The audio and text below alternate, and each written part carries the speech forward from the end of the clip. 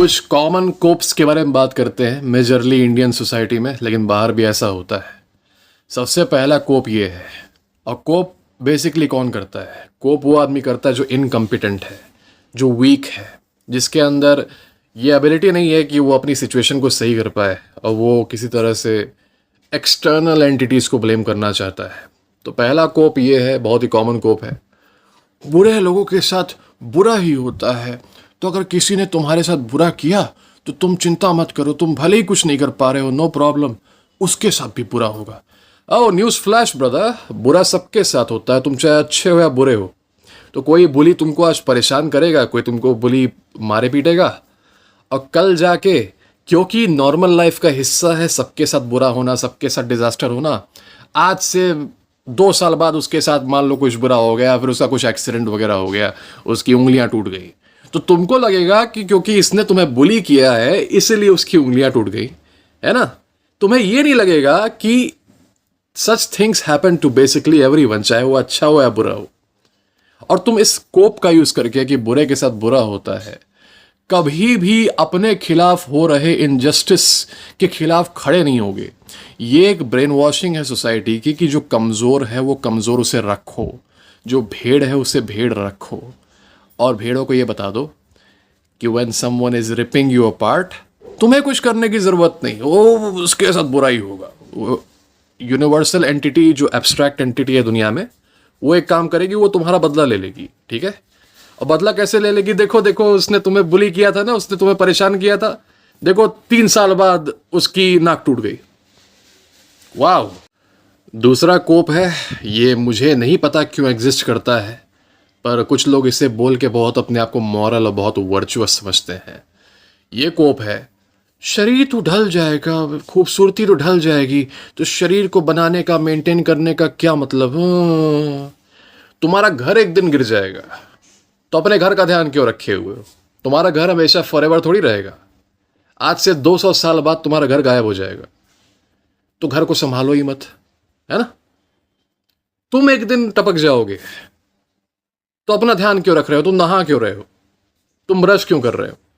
तुम दवाइयाँ क्यों खा रहे हो बीमार होने में? तुम क्यों उस चीज़ को प्रोलॉन्ग कर रहे हो जो चीज़ होनी ही है? तुम्हें तो जाना ही है इस दुनिया से, तो दवाइयाँ क्यों खा रहे हो? खाना क्यों खा रहे हो? पढ़ाई क्यों कर रहे हो? करियर के लिए क्यों जा रहे हो?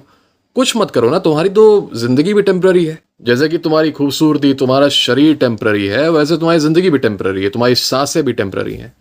Hold your breath and leave the world, ठीक है? तो ये कोप जो है, ये इसलिए इस्तेमाल होता है कि जो मीडियोकर है वो मीडियोकर ही रहे, और जो नेचुरली बहुत अच्छा है, मतलब जो नेचुरली, जिसकी फिजिक अच्छी है, जिसकी नेचुरली जो हैंडसम है काफ़ी नेचुरली, उसी को आगे बढ़ाया जाए। और जो लूजर्स हैं, मतलब जो उतने अच्छे नहीं हैं, लूजर्स को मौका ना मिले विनर बनने का।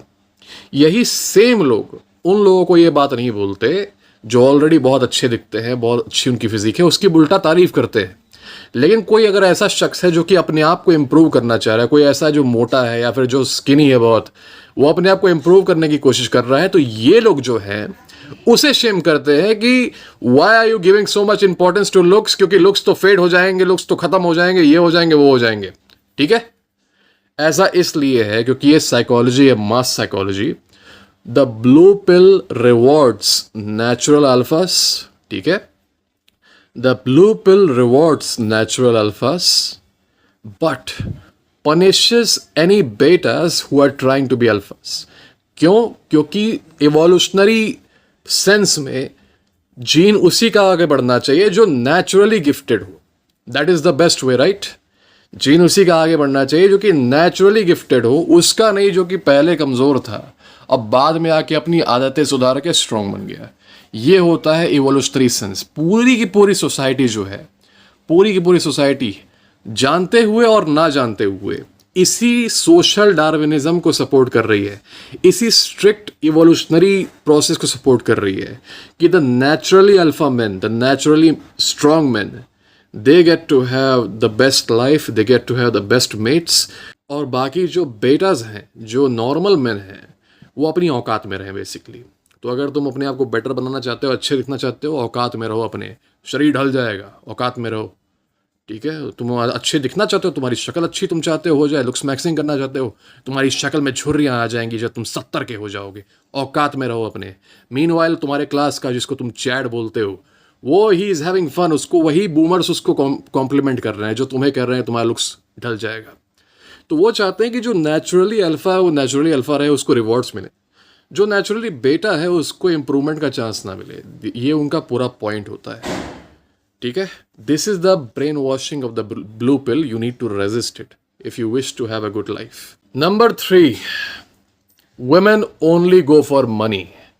इसीलिए पैसे जमा लो, तुम्हें जो चाहिए वो मिलेगी। ठीक है, ऐसे लोग जो हैं वो एक औरत को बस एक गोल्ड डिगर में ही रिड्यूस करके रख देते हैं कि मतलब उसके अंदर ना कोई पर्सनालिटी है, उसके अंदर ना कोई अपनी इच्छाएं हैं, ना कोई प्रेफरेंसेस हैं। वो जहाँ पैसा दिख जाएगा वहाँ भाग जाएगी। मतलब उसका एक तरह से जो उसकी पूरी पर्सनालिटी है, उसका पूरा व्यक्तित्व है, वो बस पैसा मांगने वाली किसी शख्सियत में रिड्यूस हो जाता है कि बस उसको ये नहीं मतलब है कि उसका आदमी मैच्योर होना चाहिए कि नहीं, उसे ये मतलब नहीं कि उसका आदमी स्ट्रांग होना चाहिए कि नहीं, उसे ये नहीं मतलब है कि उसका आदमी जेनेटिकली गिफ्टेड होना चाहिए कि नहीं। ना ना ना ना, वो जहाँ पैसा देखेगी वहाँ कूद पड़ेगी। तो they are reducing all women basically to some kind of gold diggers, some kind of, you know, lowly woman, जो जिनके लिए पैसा ही सब कुछ होता है, वो पैसे के लिए भागती है। ठीक है, और वो शेम करते हैं इस वजह से सारी औरतों को, है ना, क्योंकि हो सकता है उनकी लाइफ में ऐसी औरतें आई हों जो कि उनके पैसे के लिए सिर्फ पागल रही हों, क्योंकि उनके अंदर पैसे के अलावा और कुछ दिखाने को ना हो।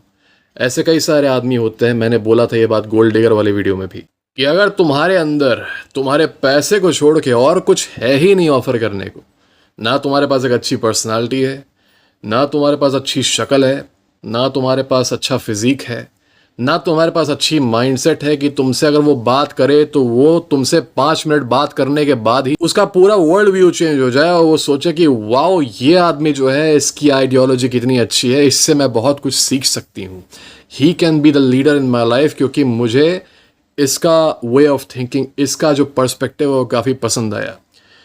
तुम्हारे पास ऑफर करने को लीडरशिप नहीं है, तुम्हारे पास ऑफर करने को स्ट्रेंथ नहीं है, तुम ये नहीं दिखा पाते उसे कि you have good genes by having a good physique, तुम ये नहीं दिखा पाते उसे कि you have good genes by having a good face, having a good looks. ठीक है, तुम सोचते हो कि शरीर के हर एक एस्पेक्ट को, पर्सनालिटी के हर एक एस्पेक्ट को इग्नोर करके बस पैसे जमा कर लें and they will flock to you. तो हाँ, they will flock to you, जिनको सिर्फ पैसे से मतलब है, they will flock to you. ठीक है, तुम जो ऑफर कर रहे हो वैसे ही लड़कियां आएंगी। जैसे कि जो लड़कियां, those who only offer their body without any personality, they only attract the men who are only there for their body. जो वो वैसे को नहीं अट्रैक्ट करती, those who want to marry है। Okay, if a woman is attracting men only based on how she looks physically, she will only attract those types of men. तब उसको ये नहीं एक्सपेक्ट करना चाहिए कि मतलब the men will care about her personality or whatever.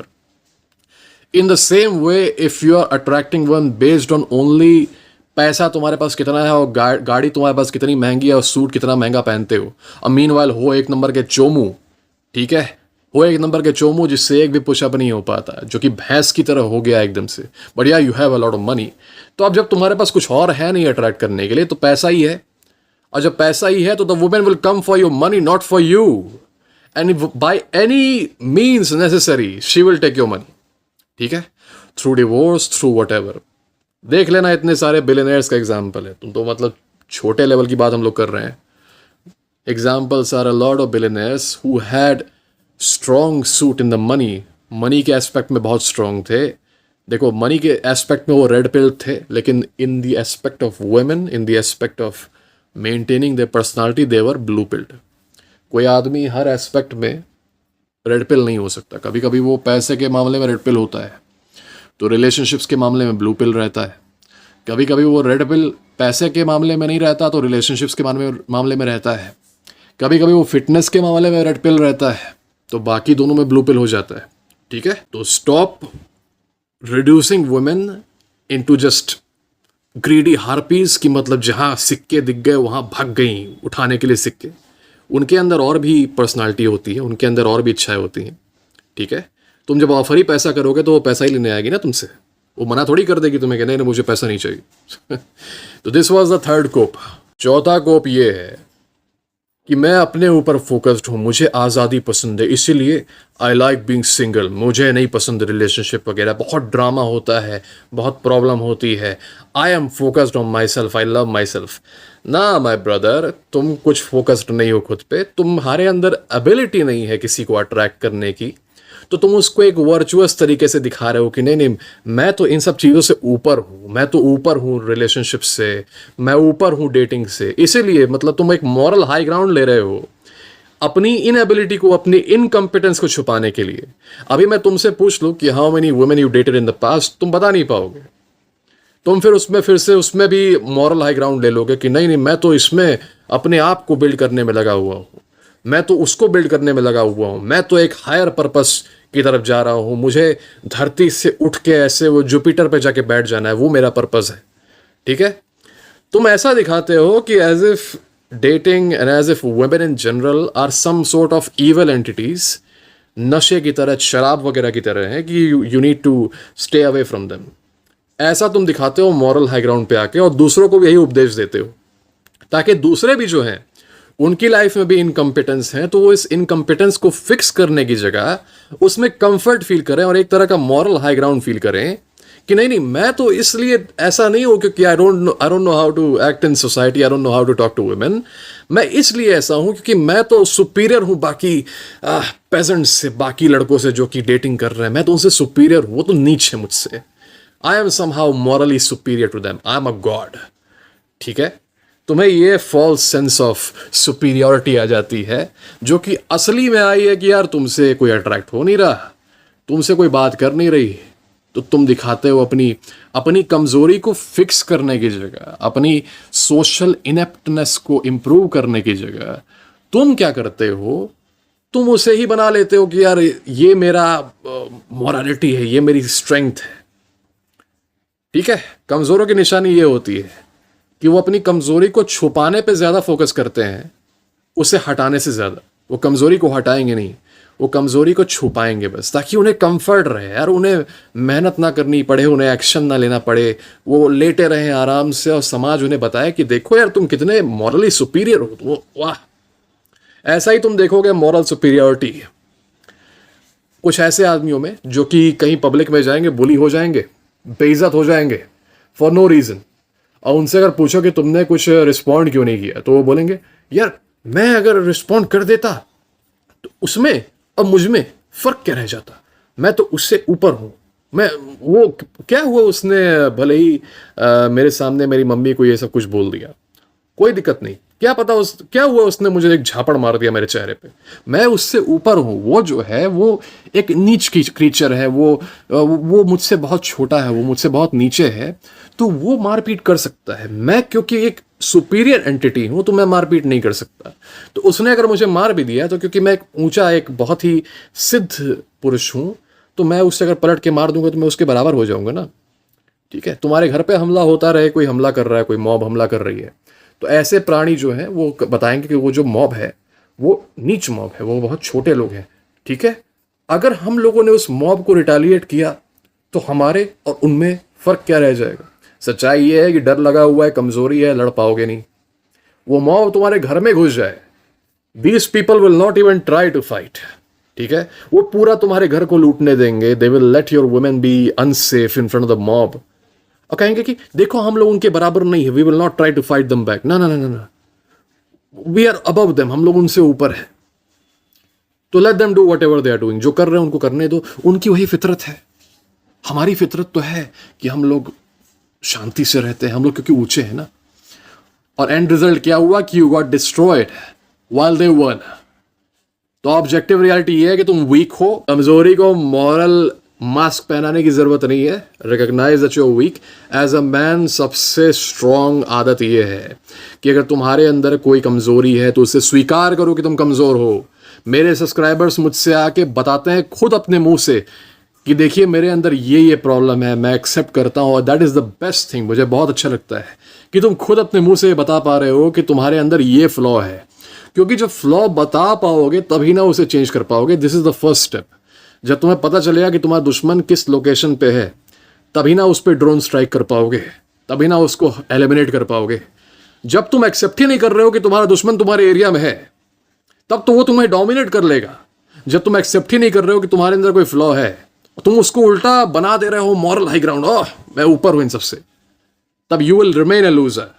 Meanwhile जो लड़के हम्बलनेस में ये एक्सेप्ट कर रहे हैं कि देखिए मेरे अंदर ये प्रॉब्लम है, इस चीज़ को एक्सेप्ट कर रहा हूं, वो तुमसे काफ़ी आगे है, क्योंकि उन्हें पता है कि मेरे अंदर ये प्रॉब्लम है। अब नेक्स्ट स्टेप बस इसे फिक्स करना है। First step is recognising the problem, that is the most important step, because you have to put down your ego, ये रियलाइज करने के लिए कि मेरे अंदर भी कुछ कमी है। पांचवा है द सोलमेट लाई, पांचवा कोप। ये सोलमेट थ्योरी जो है ना कि सबके लिए कोई एक रखा हुआ है यूनिवर्स में, हर लड़के के लिए एक लड़की अलॉटेड है यूनिवर्स में, वो मतलब कोई मैजिकल तरीके से, और हर लड़की के लिए एक लड़का अलॉटेड है, मतलब वो एक तरह से फिक्स रिजर्व रखा हुआ है। इसीलिए तुम्हें चिंता करने की जरूरत नहीं है बेटा male. This is usually said by girls, जो लड़कियां तुम्हें फ्रेंड जोन करती है ना। अब क्योंकि फ्रेंड जोन तो उन्होंने तुम्हें इसीलिए किया ही है कि तुम वीक हो, लेकिन जैसा कि मैंने शुरू में कहा था कि the blue pill rewards natural alpha, जो नेचुरल अल्फाज हैं शुरू से जो है, और जो बेटाज अपने आप को असेंड करना चाहते हैं, थोड़ा सा अपने आप को इंप्रूव करना चाहते हैं, उनको ब्लू पिल पनिश करती है और ब्रेन वॉश करती है। तो तुम्हें ऐसा बोला जाएगा तुम्हें चिंता करने की जरूरत नहीं, you don't need to change yourself, तुम्हें कुछ इंप्रूव करने की जरूरत नहीं है। तुम्हारी जो सोलमेट है ना वो ऑलरेडी तुम्हारे लिए अलॉटेड है, वो तुम्हारे लिए ऑलरेडी, वो जब सही टाइम रहेगा ना, when the time is right you will find your one. Meanwhile तुम्हारे क्लास का बुली जो है, he is dating girls left and right, वो आज एक के साथ है, कल दूसरे के साथ आ गया, परसों तीसरी के साथ आ गया, he is having whatever, sometimes relationships, sometimes situationships. तुम सिंगल बैठे हुए हो 10 साल से, जब से पैदा हुए हो उससे पहले से बैठे हुए हो, ठीक है, और तुम परेशान हो कि यार his time is coming again and again, इसका तो बहुत सारे सोलमेट हो गए यार, मैं तो अभी तक सिंगल हूं, I am still at zero, तो मेरा वाला टाइम कब आएगा? मुझे तो मेरी फीमेल फ्रेंड्स बोल रही थी कि your time will also come, you are a very sweet boy, you are a very very kind boy, you are a very very nice guy, and your women will be so lucky, your wife would be so lucky. और तुम wait कर रहे हो, तुम 20 साल के हो wait कर रहे हो, फिर तुम 30 साल के हो गए वेट कर रहे हो, फिर तुम 40 साल के हो गए वेट कर रहे हो, and your so-called soulmate never showed up. You got arranged marriage while having no experience with women before. उसके बाद से you are being treated like most betas are treated, with complete disrespect. ये soulmate theory को मानना basically एक मुफ्त खोरी का mindset है। जैसे कि होता है ना कि तुमको हर चीज़ फ्री में चाहिए, तुमको रिस्पेक्ट भी फ्री में चाहिए, तुमको कमोडिटीज़ भी फ्री में चाहिए, तुमको अब पार्टनर भी फ्री में चाहिए, तुमको चाहिए कि दुनिया जो है वो अलॉट करके लिए सबके लिए रख दे, हर एक लड़के के लिए, एंड देन डिस्ट्रीब्यूट कर दे सब में, जो सोशलिस्टिक कम्युनिस्टिक माइंडसेट होती है। तो तुम जो हो मुफ्त खोरी में रहना चाहते हो। अब भाई दुनिया में कोई भी चीज़ मुफ्त नहीं होती, someone is paying for it, ठीक है। तुम्हें अर्न करना पड़ता है, चाहे वो रिस्पेक्ट हो लड़कों से या फिर रिस्पेक्ट फ्रॉम वुमेन और love and affection from women. Earn कैसे करते हो? खुद को लायक बना के।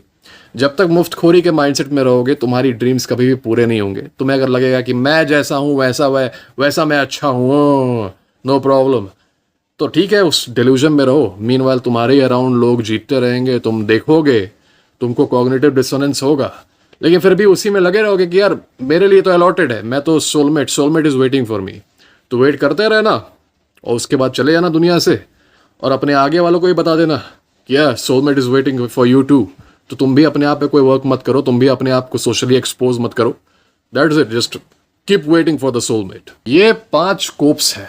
अगर चाहते हो कि अपनी लाइफ में हर सिचुएशन डोमिनेट करो तो इन 5 कोप्स को हमेशा हमेशा के लिए गुड बाय बोल दो, क्योंकि the part of being a man is to face the uncomfortable realities of the world boldly. तुम्हें पता होना चाहिए कि दुनिया उतनी फेयर नहीं है जितना तुम्हें बताया गया था, दुनिया उतनी स्वीट नहीं है जितना तुम्हें बताया गया था, और इट्स ओके, क्योंकि only the strong man would win, only the strong would inherit the earth, वीर भोग्य वसुंधरा, ठीक है। तो अगर ऐसा है तो ये तो अच्छी बात है ना, जो अर्न कर रहा है उसे रिवॉर्ड मिल रहा है, और तुम क्यों नहीं करोगे अर्न? तुम अपने आप पे वर्क ऑलरेडी कर रहे हो, you are becoming stronger day by day. तो ये तो अच्छी बात है ना। तुम क्यों चाहते हो कि जो रिवॉर्ड तुम्हें मिल गया after working on your self so much, इतना स्ट्रांग बनने के बाद, वही रिवॉर्ड किसी चोमू को मिल जाए जिसने कुछ नहीं किया उसके लिए, तुम्हें तो अच्छा ही लगेगा। तो दुनिया ऐसे ही काम करती है भाई, वीर भोग्य वसुंधरा। ठीक है, इस पूरी दुनिया का यही वर्किंग है।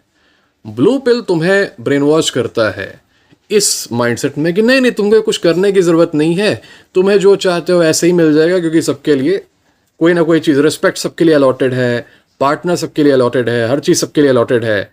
ठीक है, और बाद में नहीं मिलेगा तो लोग कहते हैं तुम्हारी किस्मत में नहीं था, फेटलिज्म। ऐसा इसलिए क्योंकि मैंने कहा था ना, blue pill punishes the betas who are trying to improve themselves. ठीक है, और वो चाहती है ताकि जेनेटिक जो कंटिन्यूएशन है वो एकदम प्योर रहे। तो वो चाहती है कि जो बेटा से जो वीक मैन है वो वीक ही रहें, ताकि प्योर जेनेटिक मतलब स्ट्रॉन्ग जीन्स ही आगे बढ़े।